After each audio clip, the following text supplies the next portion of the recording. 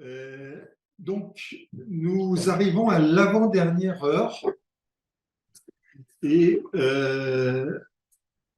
nous l'avons intitulé Oser parce que Jacques Lénard avait proposé Oser prendre la parole. Ça ne rentrait pas dans notre concept de juste se limiter à un verbe, mais ça reprend l'idée. Donc, oser la langue, oser le langage, oser prendre la parole. Nous aurons, durant les 40 premières minutes, un dialogue à trois entre Jacques Lénard, directeur d'études à l'EHSS. Oui, oui, oui. Guy Kayser, artiste plasticien, dont on voit d'ailleurs un certain nombre de travaux. Un beau mariage entre nous. À l'arrière, ici. Et Olivier Baude. Olivier Baude, on a déjà fait un dialogue cette nuit que je trouvais très intéressant et qui raconte le rôle du camion écouté parler. Je pense que ce qui serait bien maintenant, c'est qu'on focalise peut-être un peu plus sur la question de l'art, sur la question de différentes installations que vous êtes en train de travailler avec Jacques Lénard. Mais je te passe la parole. Tu joues à la fois l'interviewé et l'intervieweur, je crois. D'accord, merci René. Peut-être qu'on peut commencer alors, Jacques par Guy, et puis Jacques nous donnera son point de vue pour que Guy raconte lui-même directement ce qu'il fait dans ses projets autour du laboratoire mobile et plus largement depuis qu'il a rencontré la linguistique, puisque j'ai souvent tendance à dire que Guy est le plus linguiste des collègues que je connaisse, même s'il est artiste plasticien, et même si vous le verrez, il osera aller dans des domaines comme ceux de l'hydrolinguistique qui n'existent que dans son esprit, mais il a une relation importante à la langue et derrière la langue à la linguistique dans ses actions d'artiste. Donc peut-être que Guy, je peux même te laisser te présenter et dire comment toi je suis tombé dans la linguistique. Tu es tombé sans employé.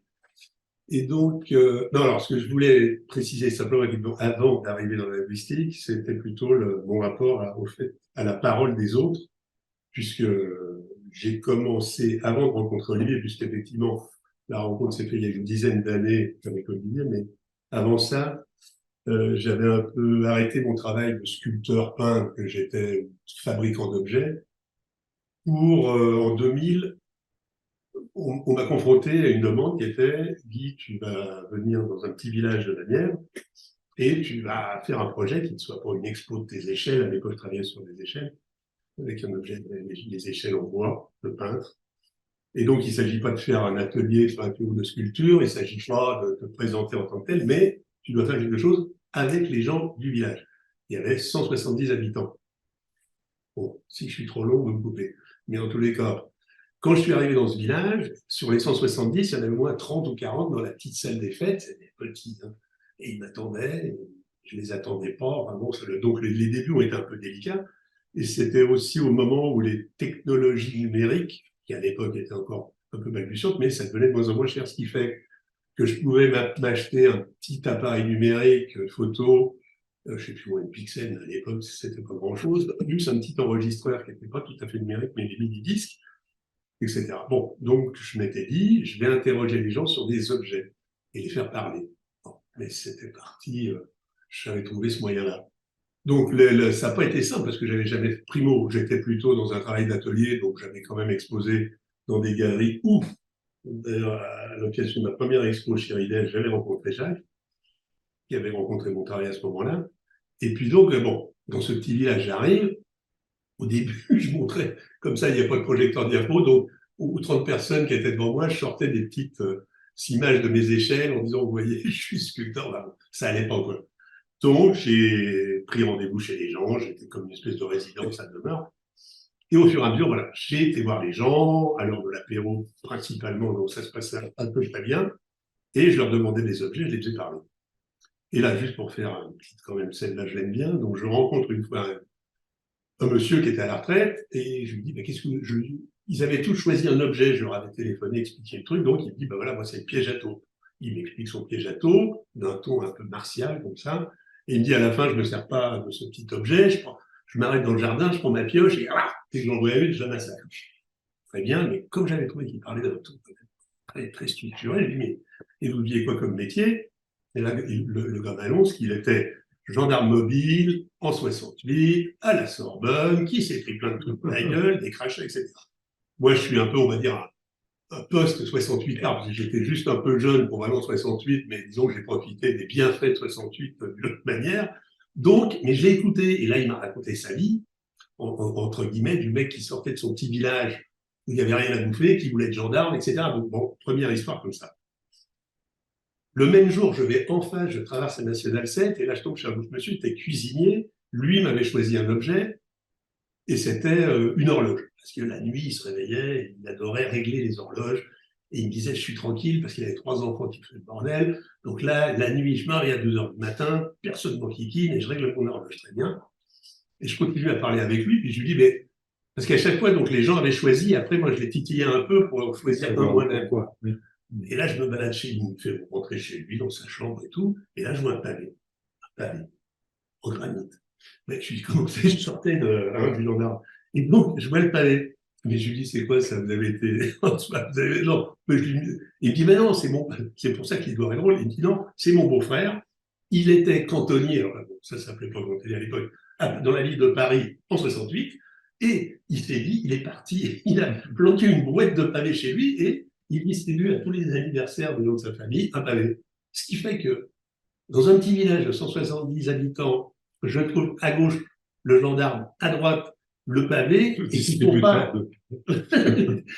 Et d'un seul coup, je me dis, mais attends, c'est incroyable. Donc, là, j'ai accroché à ce type de projet, et donc, c'est là où j'ai démarré entre la parole des gens, le fait que d'un seul coup, je me trouvais inclus dans, et j'ai appelé ça, au bout de quelques années, autoportrait collectif. C'est-à-dire, à chaque fois que je fais ce type de projet, je suis inclus dedans, inclus évidemment à écouter, mais donc voilà, ça c'était le point de démarrage ouais, de pourquoi j'en suis arrivé à cette histoire de linguistique. Non, mais ce qui est intéressant, c'est que, bon, à travers une pratique, à travers une commande, etc., Guy, d'un seul coup, se retrouve dans un courant qui transforme l'art à cette époque-là et fait que, au lieu de se présenter comme un sujet, artiste, etc., l'art commence à s'intéresser à la circulation de la parole, commence à s'intéresser au fait que, au fond, finalement,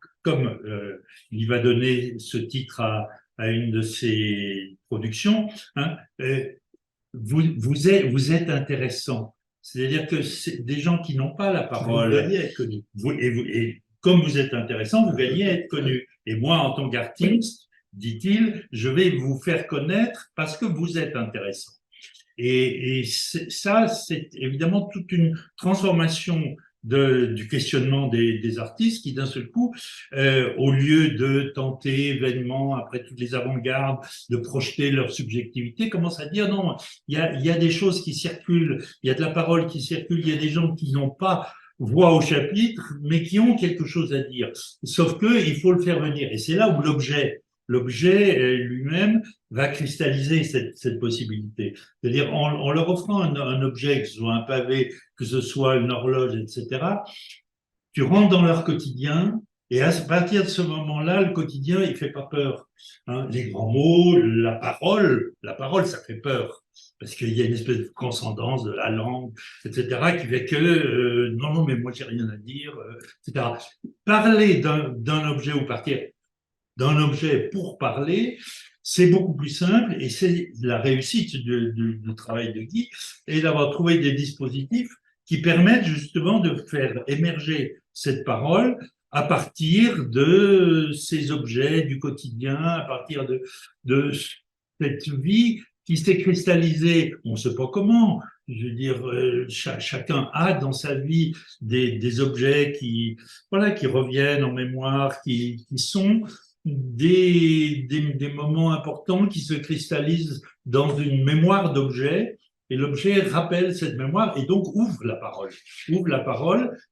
Alors, Rudy disait tout à l'heure oser la parole. Ben, on l'ose d'autant plus facilement que l'objet t'y conduit, t'y amène, te donne cette possibilité parce que tu restes dans ton quotidien, tu restes dans quelque chose et ça permet à la mémoire de se remettre en route, hein, de se remettre à travailler. Ça fait un peu écho au projet qu'on a fait ensemble à Tourcoing et où c'était le lieu qui ouvrait la parole, qui permettait la parole. Bien sûr, mais les lieux, on dit les lieux de mémoire, hein, mais les lieux ont cette capacité à cristalliser au plan collectif, hein, davantage que au plan individuel pour un habitant du village dans lequel Guy est. C'est ça, c'est des lieux de mémoire individuels, ce sont des lieux de mémoire individuels, particuliers, voilà, liés à une petite parcelle d'humanité, mais sur laquelle j'aime pointer et j'aime partager. Pour moi, c'est traverser les segments comme si la vie était faite d'un segment plus ou moins long, et qu'à un moment où tu croises ton segment à ce moment-là avec la réalité de la personne en face, et c'est ce petit moment-là qui, moi, me plaît et que j'ai envie de capter. Ouais, mais c'est aussi comme ça qu'on s'est rencontrés après avec Olivier. Et oui, parce que je veux dire pourquoi cette démarche-là intéresse la linguistique? Parce qu'on a une époque, quelques années quand même déjà, mais on est dans une époque où les linguistes ne considèrent plus la langue comme un simple moyen de communication ou moyen de transférer de l'information, mais qu'on sait que ce qu'on doit décrire, c'est un ensemble d'éléments qui sont gérés lors d'un événement par les gens qui sont en interaction. Et qu'en fait, c'est du sens qui se construit entre des interactants à un moment donné. Or, pour observer cette langue-là, la plupart du temps, si on le fait avec une démarche de linguiste, les gens n'osent pas. Et la parole n'est plus là. Ils n'osent plus la parole n'est plus là, donc on va, certes, retrouver une langue, mais une langue qui ne correspond pas aux pratiques des interactants et des personnes qui sont en conversation. Et donc, tout modestement au début, l'intérêt pour le travail de Guy, c'est qu'il amenait ici un événement où il y avait la possibilité d'oser parler. Voilà, c'est ça le début de... Et c'est pour ça que j'étais un peu méfiant dans les premiers jours de notre rencontre, parce que la personne qui vous a fait nous rencontrer, il m'a dit un jour, Guy, non, il m'a pas dit, Guy, tu fais de la linguistique, mais Guy, je vais te faire rencontrer Olivier, professeur de linguistique. Pour moi, le mot linguistique, à l'époque, honnêtement, ça fait peur. Non, c'était un mot inconnu, oui, je savais bien que... Mais bon, et petit à petit, on s'est apprivoisé et on a quand même... Et oui, je peux vous donner une anecdote. Moi, je travaillais souvent avec des étudiants et on travaillait par exemple sur le nom des fruits et des légumes dans des marchands de fruits exotiques sur les marchés, etc. Et on avait des étudiants qui travaillaient depuis de nombreuses semaines maintenant dans un petit commerce en recueillant des informations très intéressantes sur l'utilisation. Ils sont venus un jour voir le commerçant en lui disant bon, alors on va continuer la semaine prochaine notre enquête linguistique. Et à partir du moment où ils ont dit enquête linguistique, le commerçant a dit ah, mais non, mais moi il faut que mon comptable soit là. Alors il a dit non, pas du tout, c'est une enquête linguistique. Il a dit non, mais moi si c'est mon comptable et on ne fait plus ça. Et donc c'était terminé. On ne peut pas faire une enquête linguistique, on ne peut pas observer, je ne peux pas sortir un microphone pour enregistrer quand on fait, parce que aussi on subit tous une évaluation sur la langue. Et donc dans ce travail-là, assez rapidement avec Guy, on a construit.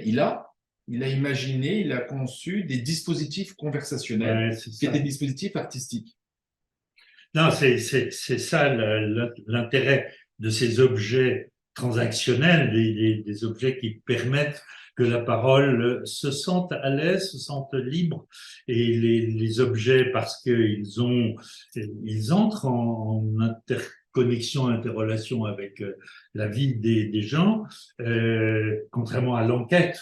L'enquête est un mur épouvantable qui coupe et qui empêche véritablement la parole parce que il y a des fantasmes derrière le mot enquête, parce que il y a la réalité de la police et de tout ça qui fait que on n'est plus dans son rapport personnel à la parole.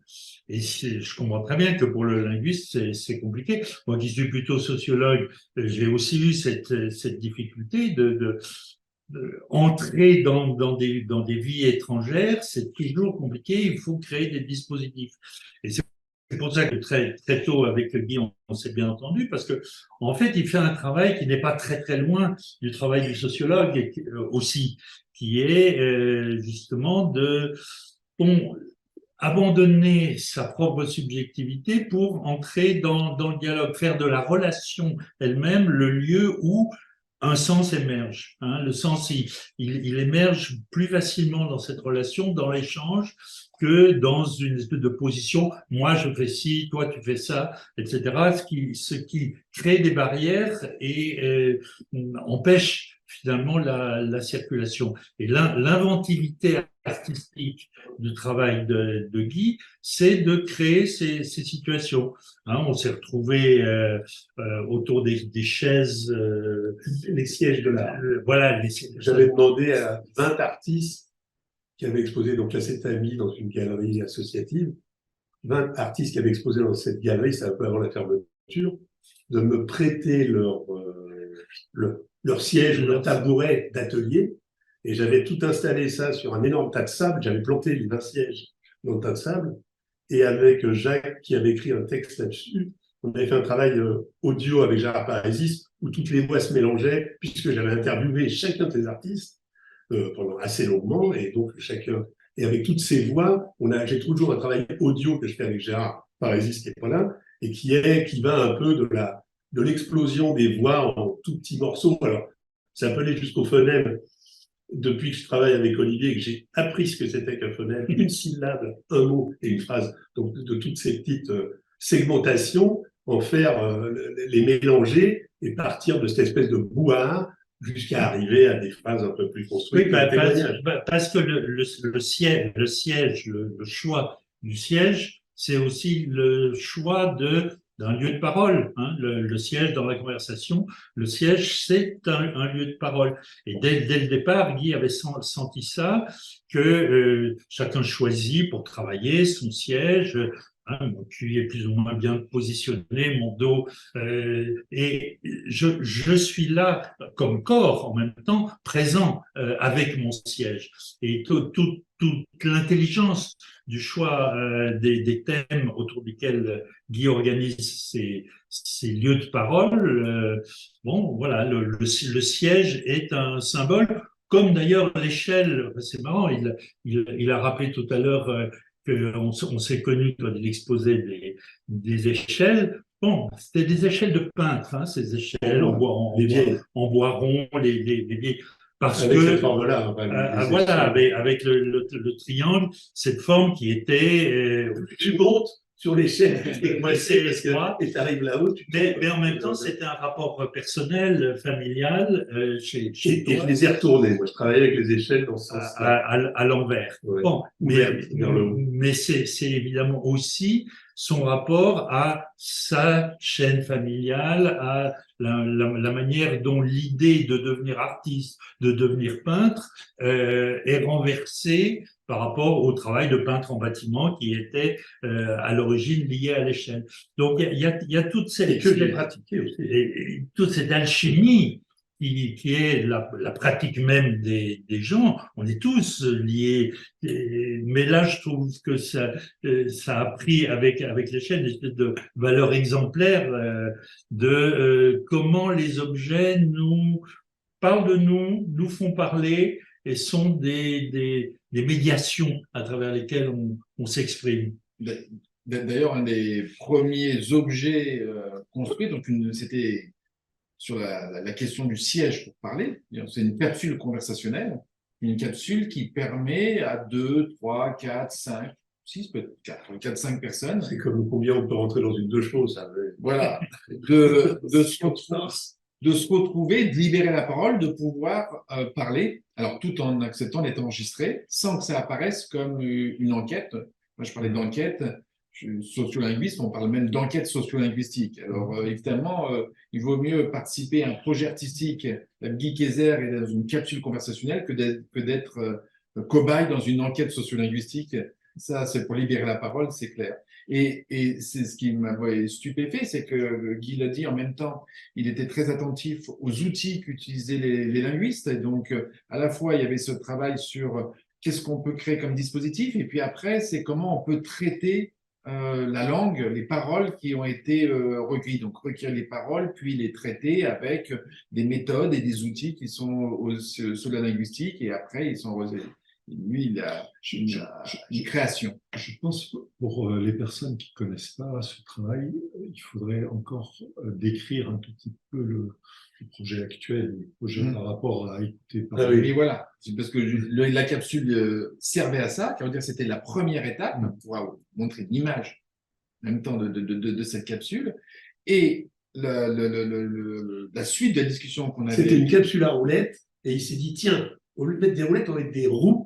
Et tu veux te faire une capsule, oui, parce que pour ceux qui nous auront écoutés dans la nuit, ils pourront faire le lien entre la démarche de Ferdinand Bruno en créant les archives de la parole au début du XXe siècle, et qui était de dire que pour libérer la parole, pour avoir la parole, il fallait non pas faire venir les gens, mais aller vers les gens et aller là où les gens parlent. Et donc, le problème de la capsule, c'est qu'elle n'allait pas partout là où les gens parlent.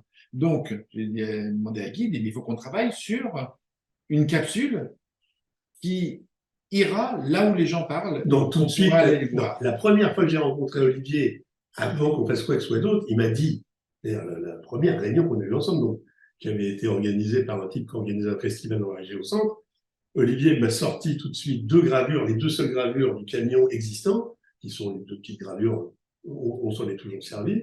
Et il m'a dit, voilà, moi, j'aimerais faire ce camion un jour. Voilà, les gravures, c'est des gravures du début du XXe siècle de Ferdinand Bruno, qui avait imaginé une roulotte.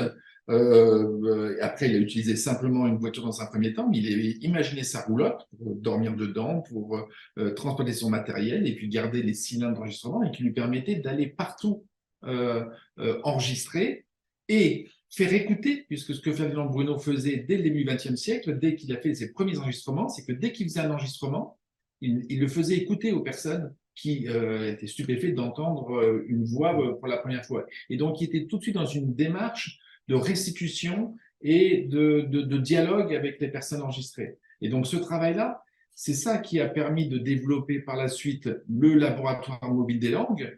Donc, ce camion fait pour faire de la médiation culturelle et de la recherche, mais aussi qui est un dispositif artistique créé depuis le début. Et là, il manquait une seule marche à ce camion, si je puis dire. C'est en rencontrant Rudy Bord, Vera et son équipe, ils m'ont dit, mais non, ça ne s'appellera pas le laboratoire mobile des langues, ça va pas le laboratoire d'enquête, ça va s'appeler écouter parler, et ça va s'appeler écouter parler 10 années comme ça. Et c'est comme ça que cette... C'est pas aussi autoritaire, on a proposé. Non, mais ça l'idée s'est imposée parce que oui, une fois que on l'a vu, ça a vu que c'est ça, ce dispositif-là, c'est plus un simple laboratoire mobile, c'est pas un camion pour aller faire des enquêtes, mais c'est un dispositif qui va permettre des sciences participatives, qui va permettre des projets artistiques et puis aussi des projets didactiques, pédagogiques, scientifiques, mais qui est encore une fois, qui contient en lui cette volonté de permettre de libérer la parole. Il libère la parole aussi en faisant écouter des langues dans toute leur diversité, pour dire aux gens, mais c'est le plurilinguisme, c'est des choses qu'on a entendues dans ces 24 heures, c'est la meilleure des choses qui peuvent vous arriver. Et les langues que vous parlez, il faut arrêter de les cacher. Vous pouvez les entendre ici. Vous allez voir comme à quel point il y a de nombreux chercheurs qui travaillent sur ces langues-là. Donc, c'est une manière de libérer, mais c'est surtout, on avait besoin d'un dispositif où les gens se sentent bien pour qu'ils puissent faire des conversations. Et donc, c'est un endroit pour écouter, pour parler. Et ça ne pouvait pas se faire par des chercheurs. Ça ne peut se faire que par des artistes. Et il y a une chose quand même aussi, dès le départ dans le travail de Guy, qui me paraît faire partie de ce que tu viens de dire, Olivier, qui est de s'adresser à des populations qui n'ont pas ordinairement la parole. Hein. Que ce soit le travail qui a été fait à l'Armée du Salut autour du modulator, Modulator. etc. Le Minotaure. Le modulator étant, c'est un personnage, et qui était le mix entre le modulor de Le Corbusier et et la tête du Minotaure de Picasso. Et les habitants du petit village, etc. Et Guy a tout de suite commencé à faire entrer dans le travail, dans sa réflexion, des gens qui n'ont pas la parole, qui habituellement n'ont pas la parole. Et je pense que ça, c'est une dimension essentielle. C'est essentiel, parce que, y compris, on sent à chaque fois qu'on fait un projet dans l'espace public à quel point les citoyens aujourd'hui ont un besoin de parole, et ont besoin, non pas seulement de parler, mais d'adresser la parole, de prendre la parole et d'être écouté.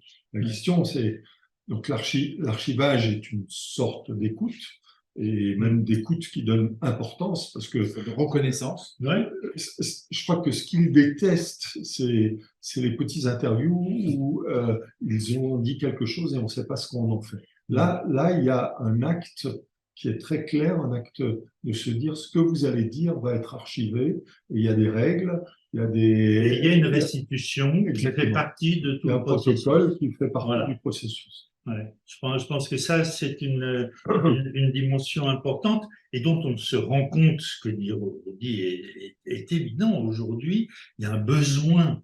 Il y a tellement de paroles qui tombent de haut et qui sont en fait des paroles qui empêchent la parole. Que, à l'inverse, venant du terrain sur lequel justement Guy se place, s'exprime un besoin de prendre la parole, d'exprimer quelque chose qui n'a pas évidemment la structure des savoirs organisés, etc., mais qui part d'une expérience et qui fait de cette expérience un moment de la vie politique dans son ensemble. Parce que l'envol du tracteur, le nom du premier projet, cette opération est organisée par un type qui est plus là, mais qui s'appelait Jean Bochco, et qui venait un peu du théâtre, qui était affilié, entre guillemets, filiation avec Armand Gatti. Et donc lui, son truc dans ce projet-là, il était un peu connu dans la Nièvre, on lui avait proposé un budget pour l'an 2000. Il faut nous faire un spectacle, il faut faire un truc, il n'y a pas de question, il y a un budget, moi je suis d'accord, mais il y a 32 cantons dans la Nièvre. Il a dit, je vais prendre les plus petits villages, un plus petit village de chaque canton de la Nièvre, et je vais faire venir un artiste, mais il y avait tout, il y avait des danseurs, n'importe. Il n'y avait pas que des plasticiens. Et donc, il a appelé le truc aussi 32 plus 32, moi, ça s'appelait comme ça, donc 32 cantons, 32 artistes. Mais son idée de base, c'était vraiment, dans ces petits villages, qui sont isolés, machinés, on fait venir un artiste et il se démerde. Tout ça, il monte un projet en collaboration avec les gens et ça s'est super bien passé. Enfin, il y avait toute une cérémonie parce que. Mais c'est intéressant quand même ce point de notre état de société où l'artiste est un bien meilleur médiateur et donne confiance, où on a encore confiance, je dis encore, j'espère que ça durera, à l'artiste et au designer, alors qu'on a du mal à interagir avec toute une partie du corps politique, toute une partie du corps. Tout à fait. Parce qu'on s'en méfie, on se méfie de ces participations, par exemple, comme tu disais, qui sont plutôt là pour couvrir, pour empêcher de faire. Voilà, c'est ça. Et excuse-moi, Olivier, mais comme Guy vient d'en parler rapidement, je trouve que c'est important de rappeler le travail de Armand Gatti. Oui. Parce que dans le théâtre, dans les années 60-70, Armand Gatti a précisément été celui qui a commencé ce mouvement de restitution de la parole. Et aujourd'hui, bon, on ne parle plus tellement de lui, mais je pense que c'est important de rappeler. Oui, c'est temporaire. Parce qu'il y a une importance politique à ce type de travail. Voilà, Non, j'en prie, Je crois que Vera, tu avais une question aussi, non? Question pas, mais je peux quand même injecter quelque chose, notamment sur ces heures qu'on a passées autour de la langue et de cette, et je cite Louise Antonine, votre collègue de Guadeloupe, qui a dit que la langue est aussi un instrument qui fait véhiculer les idées. Donc, on est dans plusieurs sens dans la logique de véhicule qui est au même temps posé et ancré et qui est au même temps un instrument qui circule, qui se déplace, qui crée des liens. Et pendant ces heures passées, on a entendu et c'était autour de toutes ces questions de libérer la voix, les paroles, les mots, dans des corps blessés, dans des cerveaux irrités, dans la peur, mais aussi dans la joie.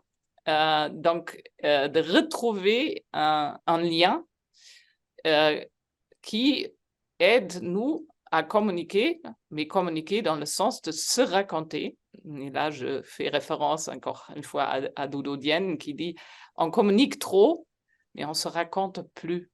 Et je pense, pendant ces heures, on a entendu cette nécessité des objets, et ça c'est plutôt l'anthropologue dans moi qui parle, les objets relationnels qui nous aident à libérer et à refaire émerger ces mots. On a aussi eu la doute, et je trouve c'est important. On a eu la question d'innover.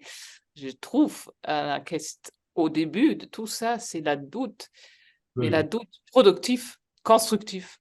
C'est une doute qui nous amène à un autre horizon et qui fait exactement cet accueil sur lequel on a parlé aussi. Et je trouve l'instrument que vous avez conçu là, qui est conçu, qui, et je l'ai vu par exemple à Sarcelles, il faut aussi gérer les vérités qui sortent. Donc, il y a aussi, c'est un libérateur, mais il faut travailler avec ce qu'on entend. Et c'est un lien concret, un lien de responsabilité, un lien de peut-être aussi très humain. Et je trouve ça assez intéressant. Qu'est-ce qu'on fait avec cet archive et qu'est-ce que vous faites avec cet archive? Parce qu'il fait portrait d'un temps, d'une période. Et je recite Dodo Dienne qui a dit il faut contextualiser. Et je pense que ça, c'est très important que le camion, il se déplace, mais comment il prend le contexte avec lui pour que celui qui est dans un autre espace peut comprendre pourquoi la personne a pris dans ce moment-là cette parole. Et ça, c'est un enjeu assez intéressant. Et peut-être là, ceux qui sont dans la visualisation peuvent aider. Et je pense les images qu'on a derrière vous sont sûres à oser à représenter ce qu'on n'a pas pu dire avant avec des images, de dire qu'est-ce qui se passe. Et pour moi, c'est pas une vérité la représenter. Il a osé à trouver une autre représentation pour faciliter l'échange et j'espère aussi pour inviter un critique constructif sur cette idée, comment ça fonctionne cet échange. Voilà, donc la première, et je vais m'arrêter tout de suite, quand on se rencontrait, Olivier, j'étais tout de suite fascinée parce que je trouve exactement cet côté très humain et ton équipe a fait aussi ce travail sur place de vraiment créer des liens et de créer la confiance dans un moment de protection, mais pas une protection fermée, archivée, fermée, mais une protection dans ce camion qui donne la condition que la parole est possible. Et c'est sur cet questionnement, comment on travaille maintenant avec ces paroles. Voilà, je vous laisse dans la discussion. Non, mais en plus, Guy va pouvoir présenter un de ses projets, et y compris jusqu'à la phase de restitution, celui qu'on présente à côté du camion à Villers-Cotterêts justement en ce moment. Mais avant qu'il le fasse, je vais juste insister sur ce véhicule, le véhicule écouter parler, comme la langue et les paroles sont des véhicules qui sont, la langue est partie prise, partie prenante du réel et du monde social. Et c'est ça qui est dur à capter et à libérer, on le sait, parce qu'elle est, on l'a entendu dans les heures qu'on a eues ici, elle est partie prise, il y a des normes, il y a des règles, il y a des choses en commun, je ne peux pas me construire ma propre langue dans mon coin, et en tout cas, je ne peux pas le faire et être en communication avec les autres. Donc la langue commune, par exemple la langue française, on est partie prise, mais aussi partie prenante, puisque chacun peut être acteur de la langue en créant, en générant ses propres énoncés et même en la faisant évoluer. Et donc cette double articulation, cette double distinction plutôt de la langue, c'est ça qu'on recherche à décrire et qui peut être protégé souvent par les personnes qui parlent parce qu'ils ont peur d'être dans une situation d'évaluation. Ils le savent. Moi, il m'est arrivé souvent, avant cette travaux à Guy, d'avoir des gens qui me disaient, enfin, je prends un exemple, quelqu'un qui me disait, mais moi, je veux pas être enregistré parce que je parle avec des fautes d'orthographe. L'idée de dire qu'on parle avec des fautes d'orthographe, peut faire réfléchir chacun, mais on entend bien ici cette partie prise, partie prenante. Et donc, je crois que Guy, ce que tu pourrais présenter, c'est ton dernier projet qu'on montre, dont une partie est montrée en avant-première à Villers-Cotterêts le temps de cette inauguration, et qui s'appelle Ondes, les totems de l'Ourcq. Le totem de l'Ourcq. Le totem de l'Ourcq. Et les flotteurs. Et les flotteurs. Et justement, pour qu'on voit le travail qui a été fait, alors qu'est-ce que tu as souhaité faire? Onde, le totem de l'Ourcq et les flotteurs. Le totem et les flotteurs. Le totem et les flotteurs de l'Ourcq, c'est le premier projet compagnon d'écouter parler. Ce qu'on appelle des projets compagnons, c'est que le dispositif est là, peut être utilisé par un artiste ou par une association, par un partenaire qui en fait son propre projet et qui utilise ce dispositif, et après, il y a un dialogue avec ce qui est produit. Et donc, ce projet, c'est celui de Guy, honnêtement, et je pense que tu peux le présenter pour que les personnes qui viendront voir à Villers-Cotterêts écouter parler de laboratoire mobile verront à côté, aujourd'hui, en avant-première, dans les jours qui viennent, le totem, et qui provient d'un travail fait par Guy. Donc, oui, dans ce travail, dont le générique, c'est Ondes au pluriel. Il y avait l'idée de suivre un travail que j'ai déjà fait, moi, dans mon coin. Il y a la rivière Le Loing, qui passe pas loin de chez moi.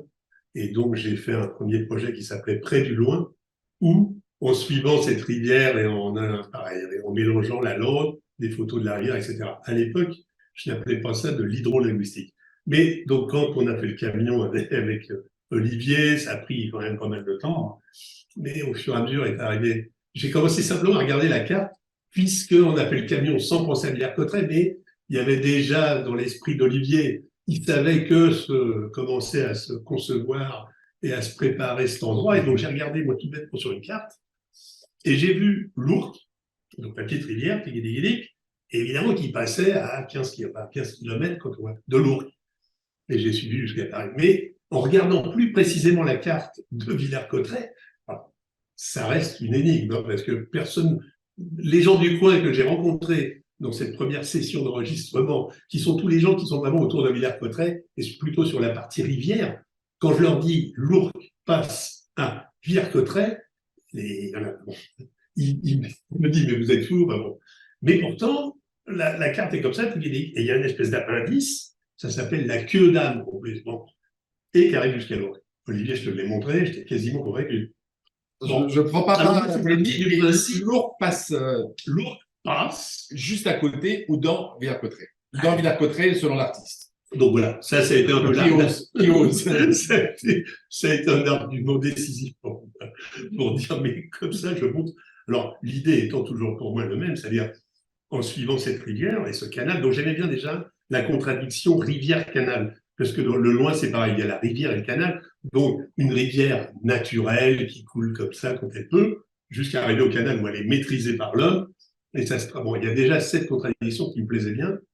Et donc après, c'est la même idée, c'est-à-dire quand j'avais fait ça aussi de Loire-en-Seine entre là, il y avait 55 écluses. Je m'étais dit, je vais prendre chaque écluse, Téguélic, Tégrec, mais je ne vais pas faire parler un éclusier. Je ne vais pas faire parler des gens qui habitent dans le périmètre de la ville en question. Et comme ça, j'avais fait tout le trajet. J'ai pris le même principe là, de rencontrer des gens dans les différentes communes et suivre alors pas à la barque, pas en barque, mais avec le camion, et donc de se poser dans différents endroits avec le camion, de faire des rencontres, de faire des interviews, des conversations, pas des interviews, et de suivre comme ça. Donc là, pour le moment, on a fait l'Ourcq-Amont, qui est cette partie de la rivière. On a déjà fait une portion à Bobigny, avec l'association Améliore, qui s'occupe d'une espèce de grande brocante. Alors, ils appellent ça les bifins, enfin, ils travaillent avec les bifins. C'est vraiment les gens. Donc, on s'est posé là avec le camion une journée. Donc, on a fait une série d'interviews que j'ai pas encore montées, mais qui. Donc, puisque l'idée, c'est vraiment on va démarrer à la Villette aussi, dans le parc de la Villette, et on aura comme ça tout un trajet le long où il y aura six stations différentes. Et voilà, donc. Et tout ça, c'est la base avec un travail photographique aussi que je fais sur les paysages, mais assez simple. Je ne me considère pas comme photographe, mais je me balade et je photographie avec un regard d'artiste évidemment, mais c'est pas non plus un travail de photographe pur. Parce que je traite de toute manière, ces images-là pour moi sont traitées numériquement, puisqu'il y a tout un travail de restitution au niveau du visuel, accompagnant ces paroles, qui est un travail de paysage, de dissolution de l'image par le numérique, avec tout un programme, avec un certain nombre de variables qui agissent où est sur la voie, et dans ce cas-là, où est avec les données, parce que sur l'Ourcq, il y a un limimètre. Les limimètres, c'est simplement la mesure des niveaux d'eau par rapport aux saisons, c'est-à-dire c'est un capteur qui capte les hauteurs d'eau sur toute l'année. Et donc, avec ces données-là, je modifie des valeurs dans l'image et qui font un travail plastique sur l'image. Donc ça, c'est au niveau visuel. Et donc, j'ai construit un totem, une espèce de totem de mètres comme ça, non? Mais pour bien comprendre, il faut bien voir que tu as enregistré des promeneurs ou des gens le long de l'Ourcq, ah oui. D'un côté, tu as enregistré ces conversations, et après, tu as des images. C'est ça. Alors après, moi, je passe, c'est pas de la parole brute, hein, je fais un montage, c'est-à-dire sur des conversations. Alors, les conversations brutes sont, entre guillemets, pas léguées, mais restent dans le portrait sonore de la France, en tant que, donc, qui pourront être accessibles à des chercheurs et à qui veut.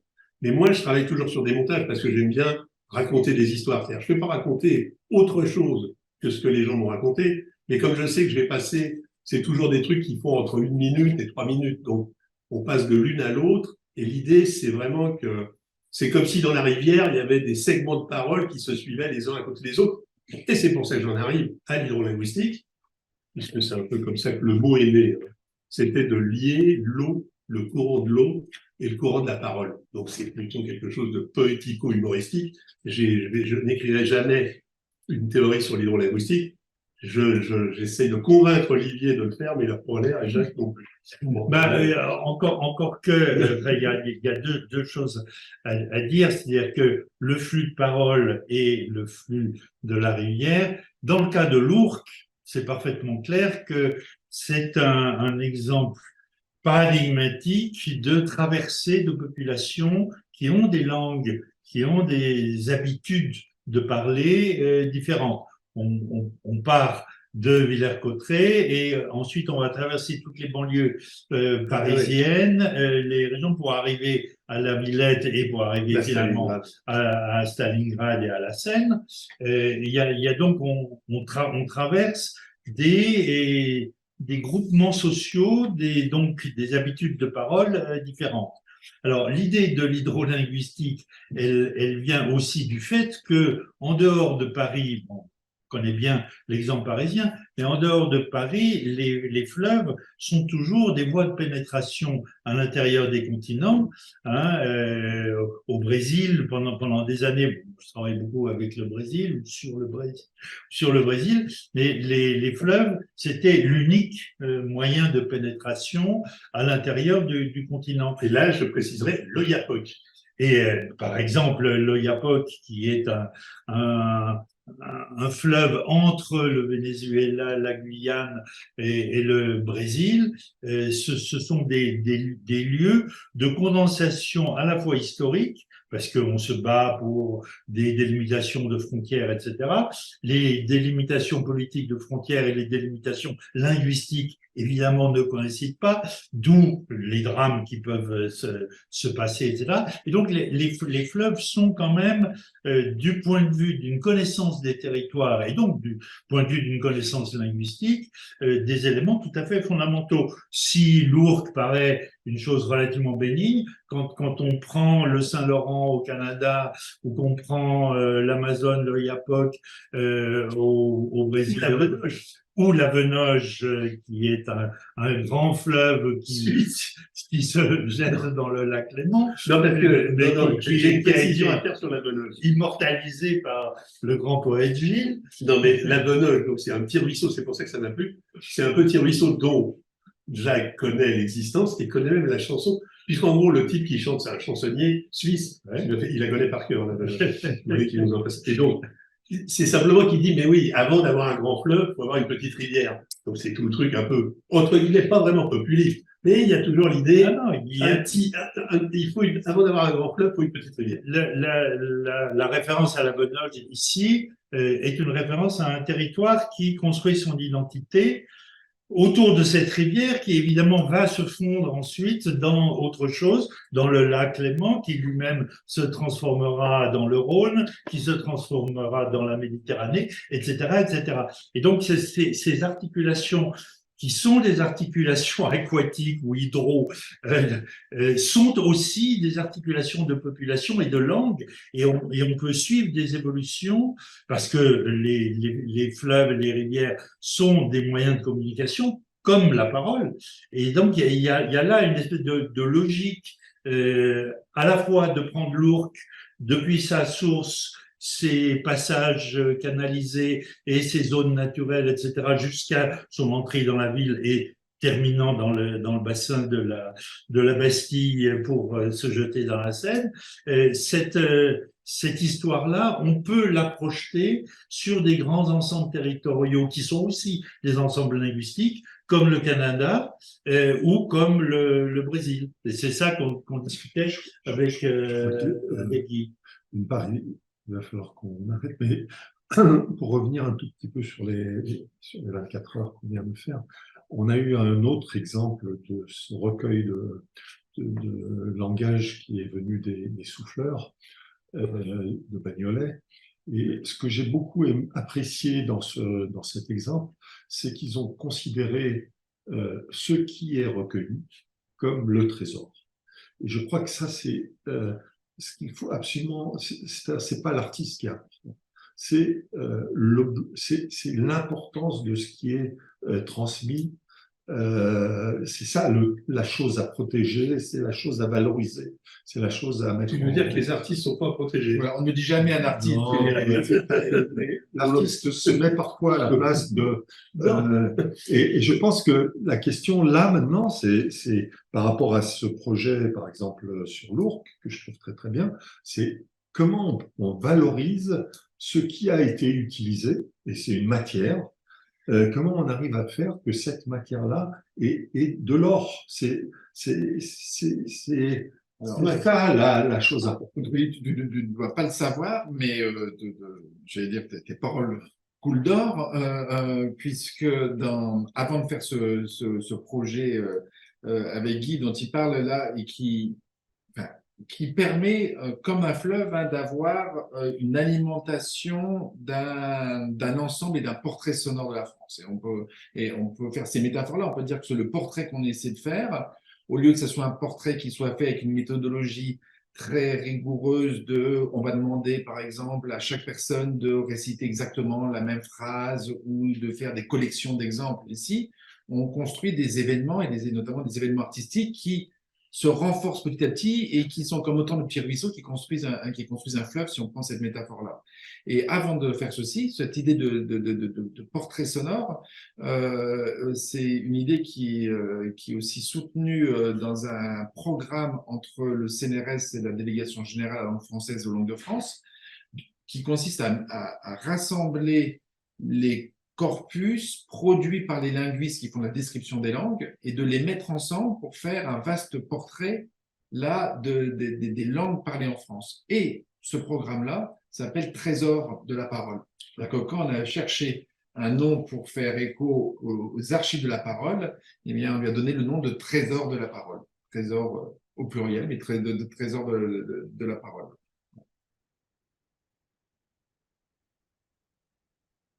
C'est, Je suis sans mots. il reste 5 minutes, donc c'est les Ouais. dernières. Donc, moi, je voulais juste parler d'un truc dont on n'a peut-être pas assez parlé et qui pourrait peut-être nous réunir.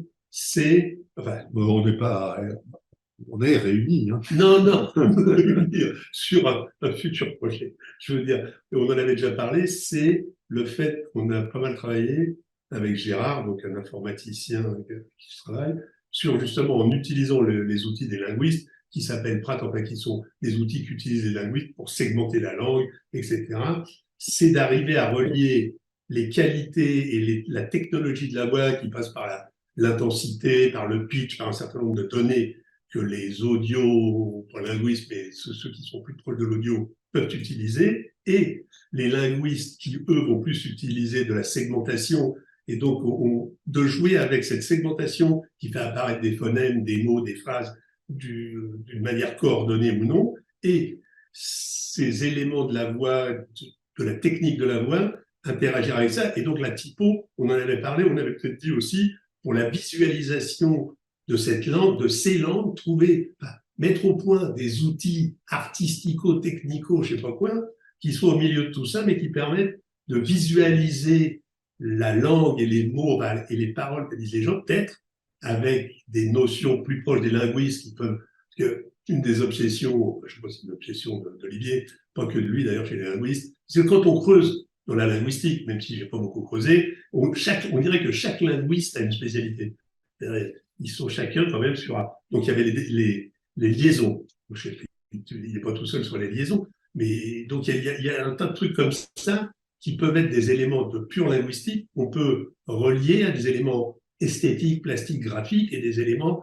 Voilà, donc c'est ce travail-là que moi j'ai commencé avec Olivier et qui reste un peu pour le moment à faire. Parce que dans la parole, quand on veut travailler sur la parole, donc on l'a déjà évoqué, le simple fait de pouvoir l'enregistrer bouleverse la méthode pour travailler sur la parole. On peut l'enregistrer. L'autre façon et qui est liée, c'est de lui donner une autre forme pour lui garder une certaine pérennité par rapport à ce moment fugace. L'autre forme qui a toujours été utilisée, c'est l'écriture. Mais l'écriture a eu sa propre vie et sa propre pratique linguistique. Ce dont on ne dispose pas aujourd'hui et très peu, c'est une manière de donner une écriture, de représenter visuellement la parole. Et d'ailleurs, on voit bien que dès qu'il y a une petite avancée technologique qui le permet, alors on met des points d'exclamation, on met des caractères en gros, et puis si on a des émoticônes qui arrivent, on les prend tout de suite, ou on dessine avec. On voit bien aussi qu'il y a une frustration dans la parole de ne pas pouvoir la représenter visuellement. Il y a eu dans les années 20, au moment justement où il y avait des premiers enregistrements, des tentatives pour fixer par des signes, je ne dirais pas une écriture, mais enfin une sorte d'écriture, les modulations du chant. Ça s'est fait et dans les années 20, il y a eu toute une floraison parce que précisément à cause des enregistrements, les musiques populaires, par exemple, brésiliennes arrivaient à New York et les gens se demandaient mais comment on va pouvoir reproduire ça? Et pour pouvoir le reproduire, il suffisait pas de l'entendre, il fallait pouvoir le visualiser. Et donc il y a des écritures qui se sont inventées à ce moment-là, notamment la femme de Perret, le poète français qui avait épousé une brésilienne, travaillait là-dessus. Il y a eu beaucoup de relations musique-graphisme, c'est un haut lieu de recherche qui reste. Pour exprimer ces singularités que nous rencontrons le long de l'Ourcq ou le long de l'Oyapock en Guyane. Il est l'heure. Nous avons donc terminé notre 23e heure. Nous avons encore à conclure, pas entre nous, mais avec d'autres invités. Je vous remercie pour cette heure passée autour de la question de la transposition artistique du langage. Merci. Merci. Merci.